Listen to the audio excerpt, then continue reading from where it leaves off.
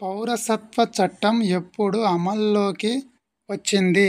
ఏ. 1947, B. 1950, C. 1955, D. 1961.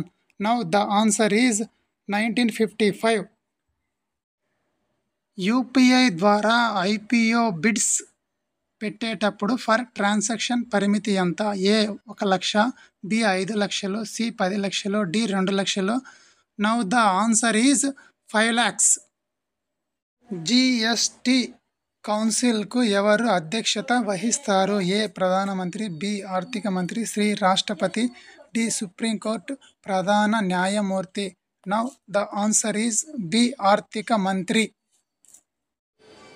2025లో Asia cup ఎక్కడ జరగనుంది? A. Pakistan, B. Sri Lanka, C. United Arab Emirates, D. Bharat. Now the answer is United Arab Emirates. Asia cup చరిత్రలో అత్యధిక టైటిళ్లను గెలుచుకున్న భారత కెప్టెన్ ఎవరు? A. Sunil Gavaskar, B. MS Dhoni, C. Rohit Sharma, D. Azharuddin. Now the answer is D. Azharuddin.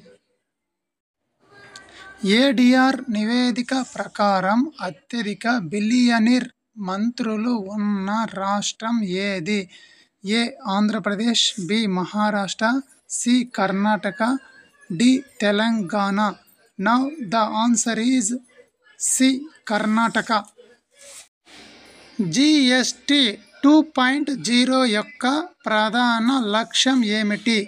ఏ. పన్నుల ఏకీకరణ, బి. పన్నుల సరళీకరణ, సి. పన్నుల స్థిరత్వం, డి. పన్నుల విస్తరణ. Now the answer is B. పన్నుల సరళీకరణ. ఓవరాల్ కేటగిరీలో టాప్ 10లో చోటు దక్కించుకున్న వైద్య సంస్థ ఏది? A. AIIMS Delhi, B. Christian medical college Vellore, C. King George medical university, D. Saint John's medical college. Now the answer is AIIMS Delhi.